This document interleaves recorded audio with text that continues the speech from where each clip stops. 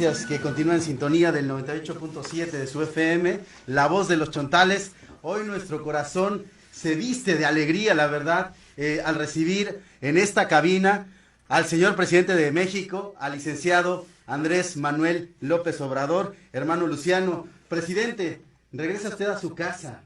La voz florece en nuestro corazón, como decía nuestro hermano Melchor, está contento, reluciente. Han sido años de mucha lucha, más de 30, los que hemos tenido la oportunidad de seguir su trayectoria gracias a nuestros padres. Estamos muy contentos. Los que en nuestras emisoras nos están escuchando, muchos hermanos indígenas están felices porque saben que este es un parteaguas, el inicio de la reconstrucción, de la reconstitución de nuestras lenguas maternas, de nuestra comunicación comunitaria indígena. Y usted sembró el ejemplo aquí hace más ya de 40 años con La Voz de los Chontales. Bienvenido a su casa. Un mensaje, por favor, señor presidente. Bueno, me da mucho gusto participar en esta reinauguración de la radio XENAC, La Voz de los Chontales. Me lo sé de memoria. Ya le cambiaron, ya le cambiaron. La XHCPBS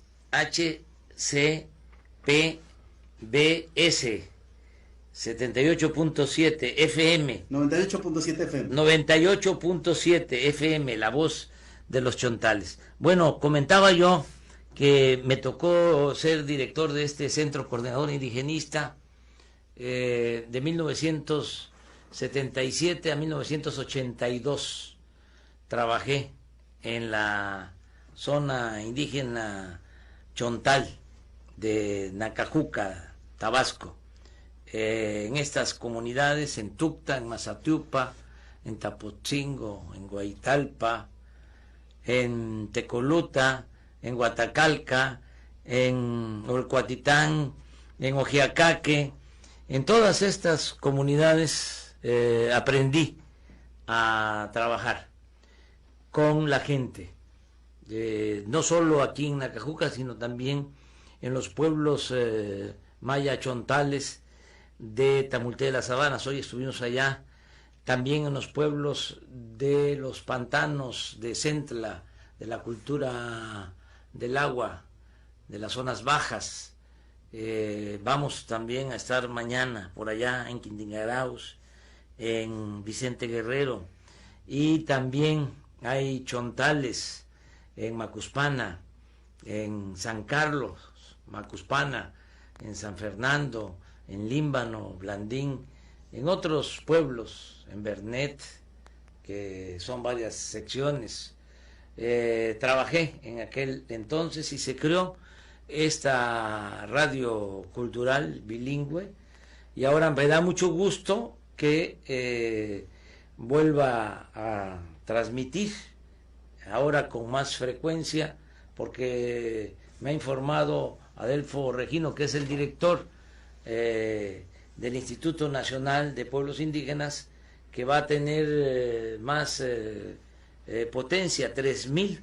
Así es. Si llegamos a Macuspana, 3.000 watts de potencia. Va a llegar a llegamos a Macuspana, Quintinaraos.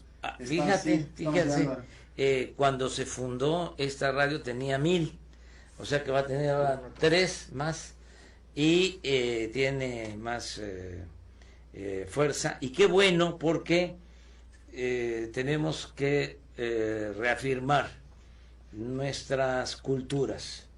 Es importantísimo que se fortalezcan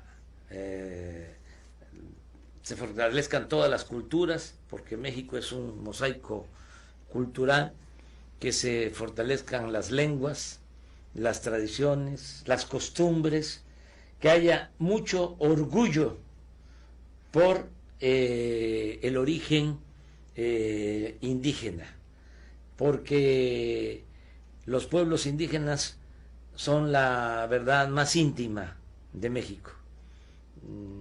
Son nuestra cultura, y por la cultura es que nos hemos salvado. Es la cultura la que nos ha salvado de desastres, de temblores, de inundaciones, de malos gobiernos, de epidemias, de corrupción. Salimos siempre adelante por mantener, por conservar nuestras culturas. Y yo me siento muy contento. Es un renacimiento todo esto. La palabra florece. Sí, es un renacimiento. ¿Se acuerdan de ese poema náhuatl que dice algo así? O es un poeta, no sé si náhuatl, sí, creo. A ver si ustedes me ayudan. Ese de que nos cortaron las ramas. ¿No te acuerdas tú? Sí, nos arrancaron las ramas. Nos cortaron nuestras ramas, pero no pudieron arrancar nuestras raíces. Es bellísimo. Sí, podaron, ¿no? Todo lo que nuestros troncos. Sí, quitaron las ramas, podaron nuestros troncos, pero no pudieron arrancar nuestras raíces. Y ya ahora vamos a fortalecer nuestras culturas. Me dio mucho gusto estar aquí. Un abrazo a todos los que nos están escuchando en las distintas regiones del país. Un abrazo. Vamos a atender a todos, vamos a escuchar a todos, vamos a respetar a todos, pero le vamos a dar la preferencia a la gente humilde, a la gente pobre. Y de manera muy especial, la preferencia a los pueblos originarios. Y no solo son palabras, son hechos. Ya la mayor parte de las acciones de bienestar se orientan a las comunidades indígenas de México. Y así va a ser en todo el sexenio. Esa es la transformación de México. Muchísimas gracias. Muchas gracias a ustedes. Y adelante, ¿de qué horas, a qué horas van a transmitir? Todavía 24 horas. ¿Ah, 24 horas. Estamos en FM, que ese es el gran logro. Sí, además. Con esta nueva administración, con esta transformación nacional, todo el sistema de radiodifusoras culturales indígenas crece. De 21 estaciones que teníamos, ahora tenemos 33 concesiones, es decir, 33 nuevas frecuencias, 7 de ellas en frecuencia modulada, transmitiendo 24 horas al día en regiones indígenas del país. Y bueno, muy bien. La verdad es que muchas gracias. Todo el sistema se llena de orgullo, se llena de alegría y de emoción al recibirlo, señor presidente, al estar retomando y reviviendo esta radiodifusora, La Voz de los Chontales. Sí, a ver, ¿por qué no ponen una música de la cultura chontal? ¿No hay tamborileros? Sí, tenemos una muy preparada que a ver. Dice, yo soy chontal, ¿no? Venga. A ver. Estamos aquí en este centro de investigación y de enseñanza sobre los humedales, los pantanos de Centla. Estamos a la orilla del río Usumacinta. Toda esta zona es inundable y hay especies, hay árboles que son fundamentales, que producen nutrientes para la vida en el río y en el mar, porque estamos relativamente cerca de la desembocadura al Golfo. Juan Carlos es el encargado de este centro, me estaba platicando sobre estos árboles. Es interesante que se sepa que en el Tratado de Libre Comercio nosotros aceptamos que se protegieran los humedales de los 3 países, de Canadá, de Estados Unidos y de México. Y cuando tomé esa decisión pensé en los pantanos de Centla, porque aquí hay una gran reserva de petróleo. Aquí hay mucho petróleo y no vamos nosotros a explotar esta zona de reserva. Esto pertenece a las nuevas generaciones, es la herencia para los que vienen detrás de nosotros. Y es cuidar el medio ambiente. Y además, qué interesante lo de los árboles. Me decía Juan Carlos que este es Pucté, Y yo conocí este árbol porque en mi pueblo había un pucté donde nos íbamos a bañar al río, enorme. Es correcto. Y este árbol es el que también permite que haya pasto, el que se utilizaba para los nacimientos. Exacto. En este árbol. Porque me decías que tiene mucha vida este árbol. Muchos nidos. Muchos nidos. 25 especies de aves anidan en estos árboles. 25 especies de aves utilizan este árbol como zona de refugio. Sí. Así es. Además de la madera, que es una madera dura muy importante. Que se utilizaba antiguamente. Para los barcos. Para los barcos y mantiene la estabilidad de las orillas de los ríos. Es el árbol que el de aquí a Guatemala está en la orilla del río Grijalva, el río Usumacinta. Ah, fíjate, qué interesante. Y bueno, ¿y el tinto? Sí. ¿Qué sé? Hay mucho. Hay mucho, aunque realmente es un árbol que cada vez tiene mayor valor. La gente lo conoce perfectamente, lo utiliza para muchas cosas. Y fue el primer árbol forestal que se extrajo de este país a diferentes partes. Fue el tinto, fue lo primero que se sacó. Sí, a Europa. Para las pinturas de los textiles, cuando todavía no habían los colorantes artificiales. Es correcto, pues, y actualmente estamos también teniendo una necesidad. Hay gente que está otra vez tratando de sacarlos, regresando a su uso, por eso la importancia también de mantenerlo. Sí, de regresar al pasado, porque el tinto se empezó a exportar desde el siglo XVII, XVIII, la época colonial. Traían de Europa, de Marsella, de Francia, las tejas, sí, exacto, como lastre. Se llevaban los barcos el palo de tinte o el Campeche, y para no venir vacíos y tener estabilidad, traían la teja, la francesa. Fue muy importante. Y luego la reina de las maderas, la caoba. Pero eso allá en la Lacandona, la parte alta del Usumacinta. Es correcto. Oye, qué bueno tu trabajo, la conservación que están haciendo aquí. Presidente, por mucho tiempo hemos estado trabajando y también que la gente sepa que los humedales de Tabasco tienen historia. Esta zona antes de Cortés era una zona que intercambiaba mucha historia con todos los vendedores del Golfo de México y toda la parte alta de la zona maya, y nos gusta que siga siendo una zona más de intercambio económico, pero también cultural. Sí, fíjate que los chontales eran grandes navegantes, eran como los fenicios. Llegaban hasta lo que es ahora Panamá, todo el Caribe, con cayucos, canoas enormes, hechas de los grandes árboles. Y sabían a dónde había agua dulce en la costa, y vendían el cacao, que era la moneda de ese tiempo, por su valor. Entonces, qué bien que todo esto se está conservando, manteniendo, difundiendo.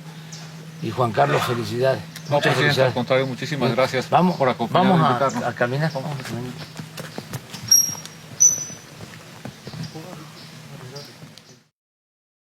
Miren qué espectáculo, algo único. Esto no se ve en ninguna parte del país y difícilmente en otros lugares del mundo. Este es el encuentro de dos grandes ríos, el Usumacinta y el Grijalva. Hay un tercer río, el de en medio, pero es un afluente del Usumacinta, que es una isla. Pero aquí se unen los dos grandes ríos que nacen en Guatemala y desembocan en frontera, Tabasco. Aquí se llama Tres Brazos. Son tres brazos de río. Pero ¿qué ríos? No hay ríos como este. ya de aquí hacia frontera es el Grijalva, el río Grijalva. Allá en el fondo hay un cuyo, es una pirámide. Aquí a las zonas arqueológicas se les conoce como cuyos. Se habla de que allá,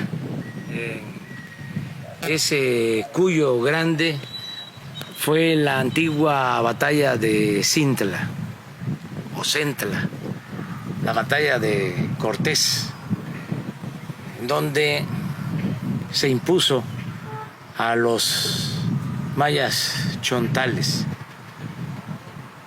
Fue la primera batalla y recordamos que ahí se defendió a México de la invasión. Nunca vamos a olvidar a los héroes anónimos de la batalla de Cintla. Pero miren qué belleza esto. Juan Carlos es el encargado de este centro, el encargado de enseñar sobre la importancia biológica de los pantanos de Centla, de las tierras bajas, de los humedales. ¿Y qué nos puedes decir aquí? Presidente, Este mirador, para conocer cuál es realmente la planicie costera del Golfo de México y particularmente de Tabasco, además llena también de mucha historia. Además el valor biológico que tiene, tenemos más de 255 aves, de las cuales 60 nos visitan de Canadá y Estados Unidos, pero también en parte de la historia las comunidades indígenas que se quedan han logrado captar el conocimiento del manejo del recurso. De ello habla del uso de más de 80 especies de plantas, se utilizan localmente para fines religiosos, comestibles, ornamentales, y eso habla del gran conocimiento de estas comunidades en el manejo del recurso. La cultura del agua, presidente, es fundamental también para su protección, para su restauración y para su sabio aprovechamiento. Sí, qué bueno que se tiene este centro que están ustedes aquí trabajando. Están formando también, ¿no?, a técnicos y a los sembradores del programa Sembrando Vida. Sí, presidente, ha sido este sitio era un potrero totalmente hace 18 años, con el conocimiento local, no es algo que sabíamos los biólogos. Se empezaron a trabajar sistemas de cubenes, como sembraban antiguamente los mayas, o bancales, que son pequeños montículos. A partir de ahí empezamos a sembrar en la parte de arriba y se logró establecer nuevamente este tipo de vegetación que sería la que debería prevalecer en las orillas de los ríos, y en la que estamos tratando desde la propia CUNAM, tratar de ir haciendo, que es la recuperación de las orillas de los ríos y lagunas. ¿Y esto, Juan Carlos, qué está viendo Jesús? Pues un poquito es para poder ver algunas especies de plantas, el sistema de los cuyos, para que conozcamos que los pantanos no son arenas movedizas. Los pantanos son sitios como Espadañal, como los que vemos alrededor. Hay 200.000 hectáreas de este tipo de vegetación y cerca de 60.000 de este tipo de selvas elevadas, o de manglares, o de pucteales. Entonces eso también cambia la dimensión de los humedales, o los pantanos son sitios que huelen mal, que están llenos de etcétera, y nos ayuda mucho para poderles enseñar. Es pucté, es tinto, mangle rojo, mangle blanco.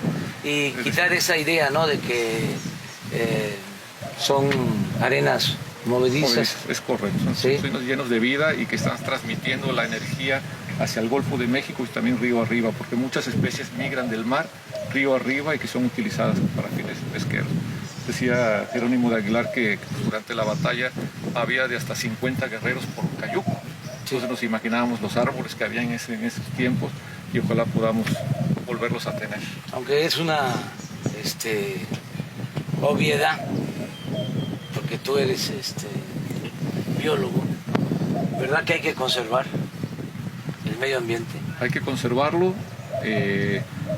evidentemente establecer la línea de protegerlos, restaurarlos y aprovecharlos de una manera sustentable. Aquello que no le encontramos un valor de uso ético, estético, cultural o de uso económico, pues lo vamos a perder. Entonces la idea de la propia CONAME es promover, demostrar el beneficio del esfuerzo de la conservación, sacando aprovechamiento de los servicios ecosistémicos que nos brindan estos sitios. Nos reduce el efecto de las mareas, nos reduce el efecto de los huracanes. Cada vez que un meteoro toca tierra, estos manglares son los primera barrera y protegen muchísimo. La aportación también de tierras ante los efectos de cambio climático, todo el aporte de sedimento nos permite irle ganando terrenos al mar. También son servicios ecosistémicos. Y la recarga de acuíferos, 1/3 del agua dulce superficial del país la tenemos aquí, en este lugar. Un saludo. Miren este lagarto, también esa especie es femenina, es su compañera. Se calculan que tiene 40 años, 30 su compañera. Estamos aquí en el Centro de Estudios y de Enseñanza de los Pantanos de Centla, estos humedales. No sé si ustedes sabían de que aquí en Centla, bueno, además de la batalla de Cintla o Centla, la primera batalla de Cortés, cuando la conquista, cuando la invasión española, se da aquí, cerca de donde estamos, en la desembocadura del río Grijalva. Bueno, además de eso, esta zona sirvió para que se hiciera aquel cómics que se leía mucho, Chanoc, con sus personajes, porque los pescadores de entonces sabían cómo amarrar, dominar el lagarto. Parece una leyenda, una fantasía. No, así era esta región. Hay escritos de viajeros extranjeros hablando de lo que eran los lagartos aquí en toda la vega del Usumacinta, del Grijalva, del Chilapa. Por acá anduvo Graham Greene, el gran escritor inglés, el de la novela El poder y la gloria, Los caminos sin ley, y muchos viajeros. Les voy a mostrar un video que me enseñaron hace 15 días, no de esta región, también de una zona baja, de una laguna, de Cobá, allá en los límites de Yucatán con Quintana Roo. Ese video lo grabó un turista. Es fuerte, pero tiene que ver con la naturaleza, el control biológico, la manera en que se defienden las especies. Las tenemos nosotros que cuidar, a todos los animales. No destruir nuestro territorio, cuidar nuestro medio ambiente. Hace un momento yo les decía en otro video que estos humedales de los pantanos de Centla están protegidos. Y acabamos de firmar el Tratado de Libre Comercio y quedó una cláusula para proteger estos pantanos de Centla. Las tierras bajas. Hay un libro así, que se escribió en los años 50 del siglo pasado. un libro extraordinario sobre lo que son estas tierras bajas, las zonas pantanosas, porque hay partes en donde estamos abajo del nivel del mar y por eso estas especies que son únicas, tanto la flora como la fauna, los árboles como los animales. Un saludo.